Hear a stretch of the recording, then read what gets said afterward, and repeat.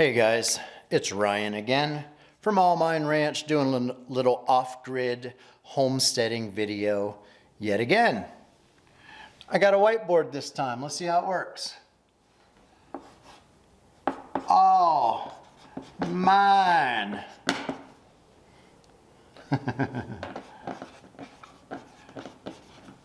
Ranch. In my viewfinder that looks backwards, but hopefully for you it comes out right. So what I'm doing is listing out some projects because I've got so much to do. I can't figure out like where to start first. I mean, I know the priorities in the big sense, but in the smaller sense, trying to figure out what to do and make, enjoyable YouTube content is a real challenge. So I'm just going to do a little brain dumping here of all the projects that are kind of floating in my brain right now that I feel like I need to capture for YouTube. So let's do it. Got new ball valve on my water cisterns. New ball valve on cisterns, because I don't know if you heard the story, but somehow an animal, I think, bumped a ball valve and dumped 200 gallons of water right against the back wall of my house. So not only did I risk a flood, I risked losing my contents of my cisterns. I just happened to come out and catch it in time and only lost 200 gallons. But the valve handle moves too easily and it's not secure. So I have around here somewhere, I'm looking around for it. Hang on a second, I'll show you. Okay, can you see this? I have a new ball valve. Now ball valves are pretty simple. This one's a 3/4 incher, right? Open, closed, right? Pretty simple. But this one has this little slider. Focus, focus. This one has this little slider that works according to gravity. And in the normal position, it's down and you can't open or close it. It also has a hole there that I could put a little padlock through it. And with the padlock in it, obviously no one can lift this. And if they can't lift it, they can't open it or close it. It also works in the other position. So now the valve is closed. I can put that down, like if I'm leaving on vacation, put a little padlock through there, and no one can empty my water. They'd have to literally like stab my water tanks or something like that. So this was an expensive little guy, about 35 bucks on Amazon, but I think worth it to provide a little peace of mind and to make sure that I don't, flood my house or lose all my water. So I need to swap out the old valve and put this one on.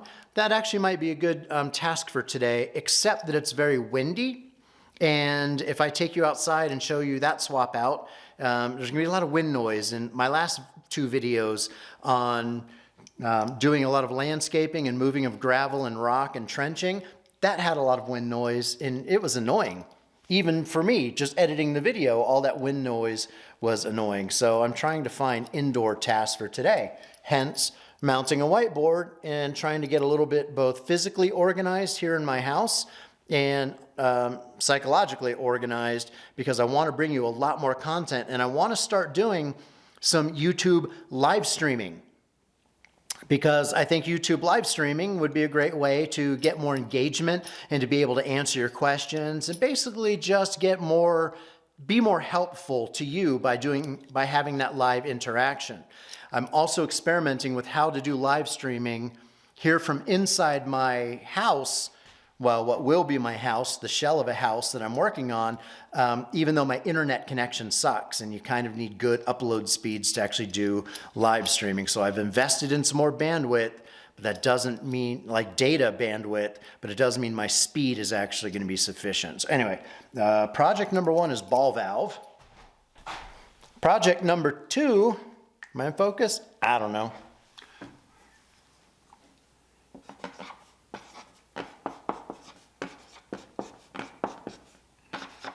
Is no hunting signposts. Well, before I show you what I got, I'll mention that it's winter and we have deer on my land and I like the deer and I don't want them to die prematurely. And because it's winter, it is hunting season and there are bow hunters around who apparently have been hunting on this land for a long time. But now that it's my land, I do not want them hunting. So I've got two signs. One is a private property hunting, fishing, trapping, blah, blah, blah, prohibited, right? So these are a little bit flimsy, but they are metal signs that were cheaper. I got 4 for like, I don't know, $10. But then I've also got 2 of these no hunting or trespassing signs that are much thicker. They're reflective, first of all. I don't know if you can see, but there's some stripies in here so that they will reflect and catch car headlights. I guess you can't really see that. You're just seeing a reflection from the windows. And they're also super thick. Like these are about 4 times or 5 times the thickness of the other signs. So they're very rigid, totally solid, made out of aluminum.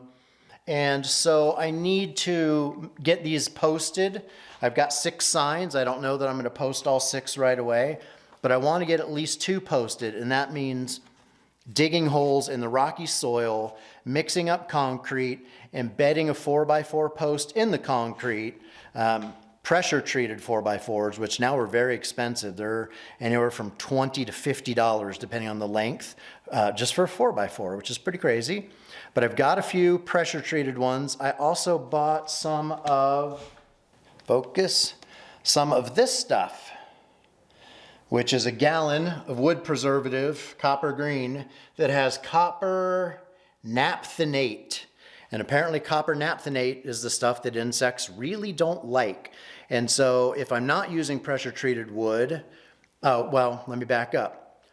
Because of the price of the pressure treated lumber is so astronomically high, basically double the price of non-pressure treated, I think I would prefer to save money is invest, $30 in a jug of this, which is how much I paid yesterday at Home Depot, and then buy non-pressure treated 4x4s and generally use that for anything that's going to come in contact with the ground, including my solar panel arrays where they actually touch the deck.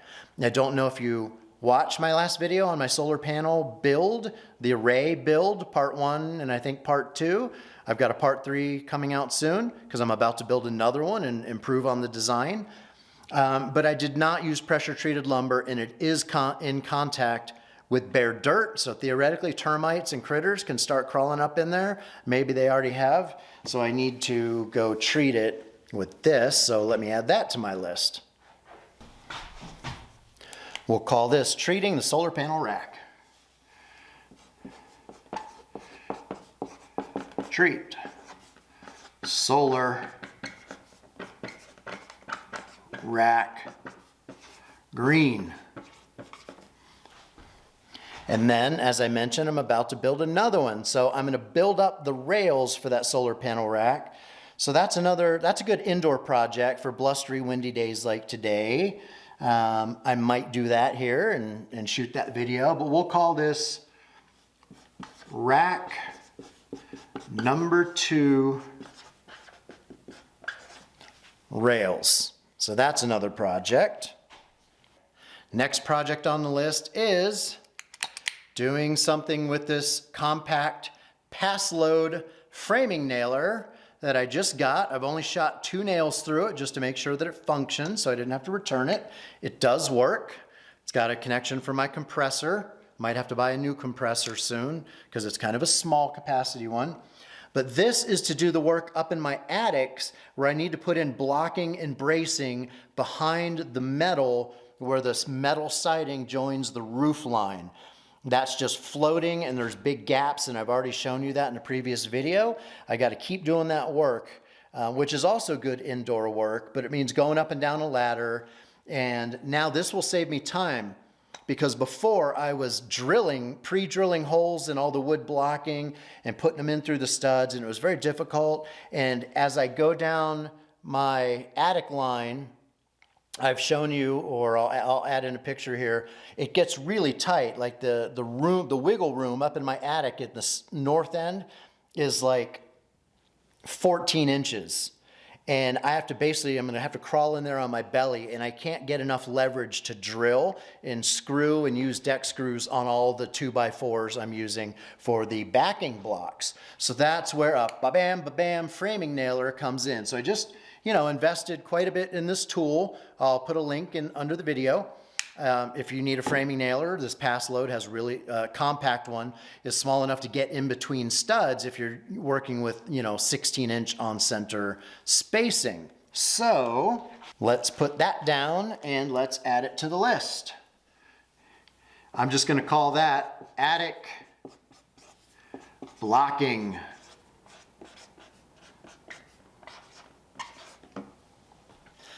Okay, I have a couple of projects that are electrical related. So here's just a basic external metal junction box with a GFCI outlet. So that's not, too difficult to install, but it's going to go inside this waterproof housing. And that is so I can run power from my solar closet to the wall, so that I have an outlet where I can basically just plug a power tool into the outdoor wall, just an exterior outlet, so that I can, run a circular saw or a table saw or something like that directly outside without having to run extension cords and all that. But it requires putting a hole in the external wall, running some conduit through the backside of this box, connecting it up to a circuit breaker inside my sub panel. So that's all work that needs to happen outside. Today actually is probably a good day for that. So let's just call that one, put that stuff down. Let's call that one exterior outlet.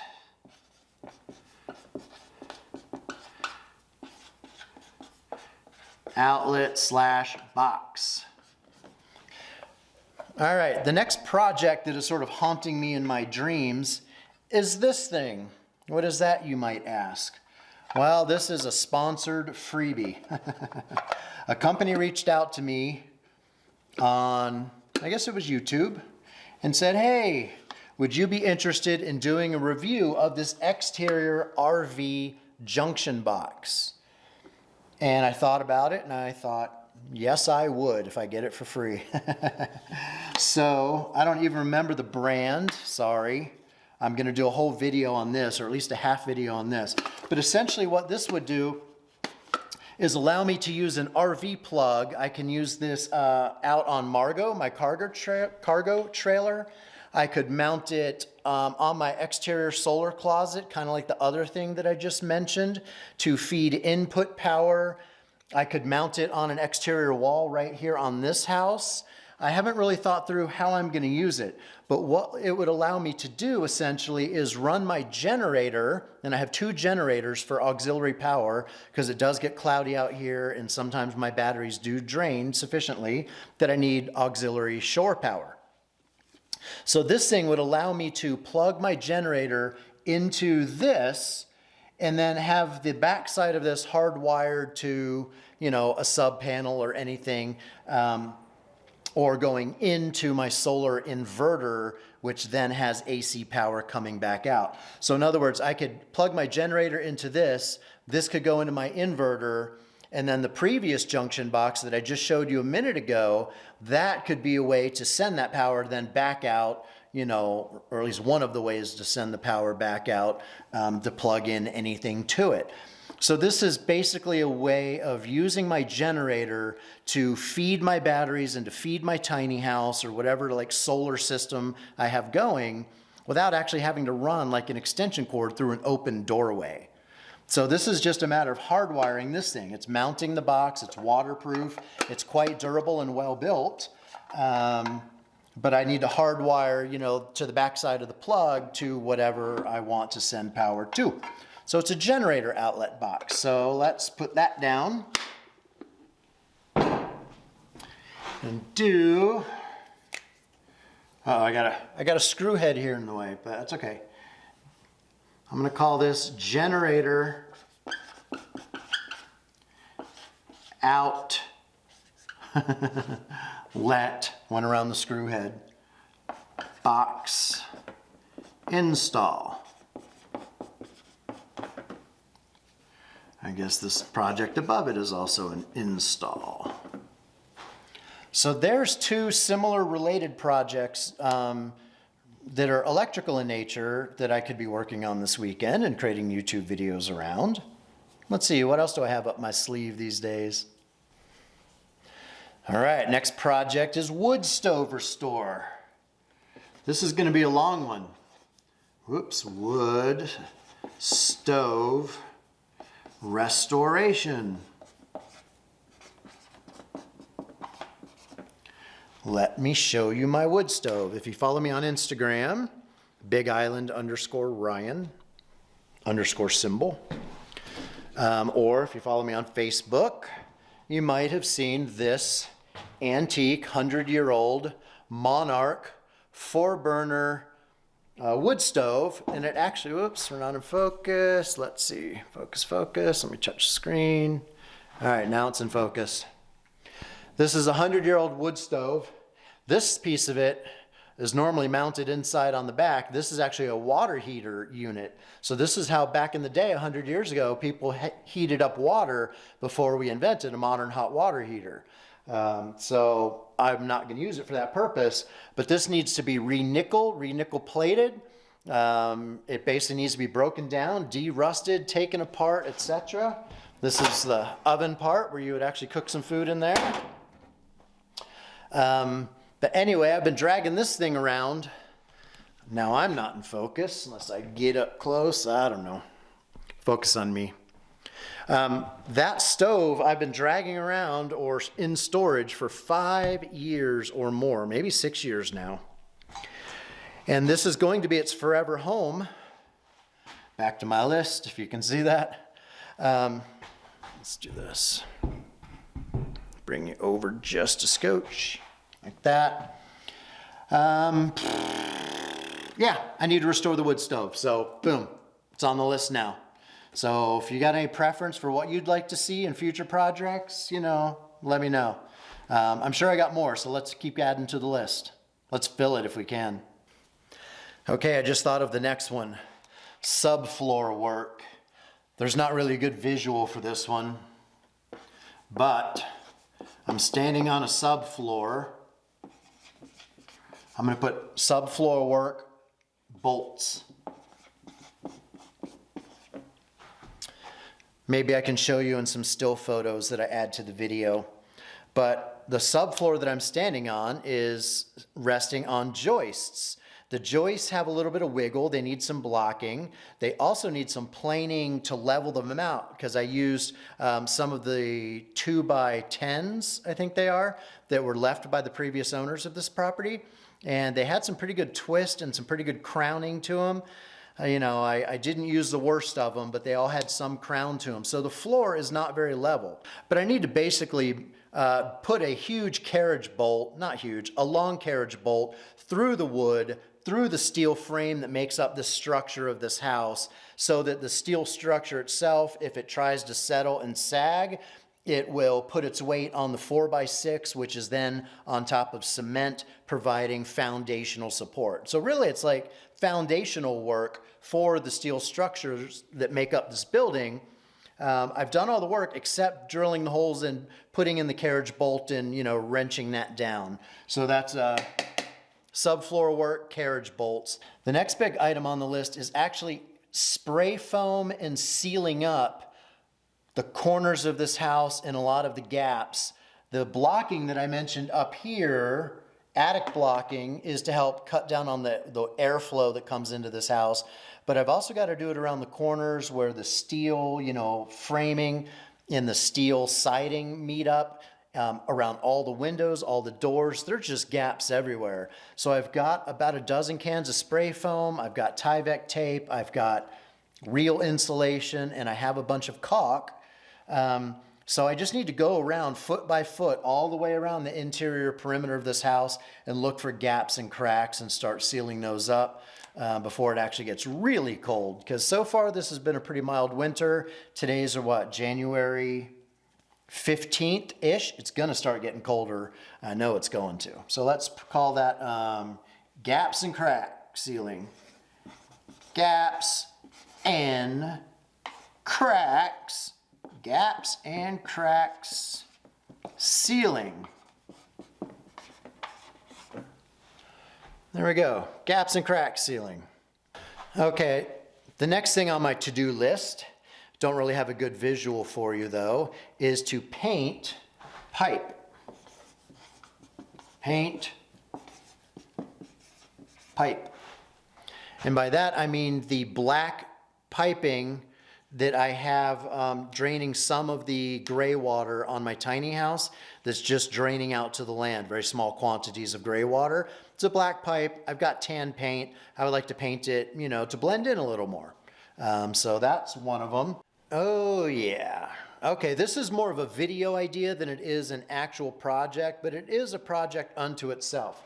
A friend of mine who's got a pretty sizable YouTube following, a guy named Deke, who's a very creative treehouse builder, musician, painter, all around super creative guy, has asked me to do a collaboration on YouTube showing what I'm doing out here. So I want to show both this house, this structure that I'm in that I'm going to be building out.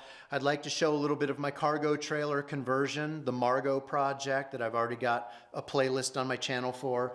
Of course, I want to show my tiny house in the deck, in the watershed, excuse me, watershed, and the rain cisterns and my solar, and basically do a walk around of this entire property. It just talk through in only 12 minutes and talk through just what I'm doing, why I'm out here, you know, what I'm working on, and just give a tour. Well, to do that, it takes some thought, it takes some cleanup, it takes some video editing, and so that's a mini project unto itself, but I'm very happy to do it so I can, you know, share my knowledge and my projects with more people, so I can help more people, which is my goal here after all. So let's call that a video for Deke. Video for Deke. Okay, got my project board here, and this has probably been a better angle all along from a lighting perspective. But, you know, I'm right-handed, and, you know, writing, I'd have to block the camera when I write and all that, so that's why I started out from the other direction. Okay, next project is, I have no idea.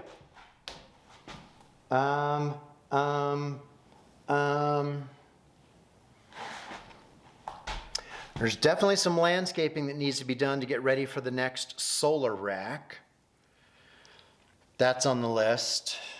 I've got some gravel moving to do still. Not much, but I gotta, oh, there's all of the, yes, how could I forget? Rats. I did a video, a two-part video recently on putting gravel all around the foundation of the house, although I only filmed and showed a small portion of that work, but there's more of that to do. And I said I was contemplating using some of the same steel paneling that's been used on this house and out in the garage container as sort of a retaining wall, just to put down some rebar and the steel and backfill it with gravel to make it a heck of a lot harder for critters to burrow under the steel frames of this house. Now the critters can't come up into the house, but I just don't want them under the house. Creeps me out. Don't want them breeding down there. Don't want them attracting bugs if they bring food or who knows. I'm going to call this one steel panel retaining wall. Let's move here. Steel panel. Sorry, see, this is why I didn't set up the camera originally at this angle. Retaining wall. Retaining wall. Okay, so look, I've basically filled this entire board, and that's just stuff that I need to do like right now or in the next couple weeks to make forward progress. So that's a pretty good list. I think I'm going to try to do YouTube live videos, if I didn't say that before, and show you some of this live and do Q&A. I think I did say that before. So I don't know. I'm just trying to get organized both mentally and figure out my next YouTube projects. So let me know which items on this list you'd like to see done, which ones you don't care about at all. I still have to do them, but I don't necessarily have to film them and go to the trouble of editing and uploading a YouTube video. So if any of this sounds good to you, let me know in the comments. All right, anyway, thanks for watching. I'll see you soon. Bye.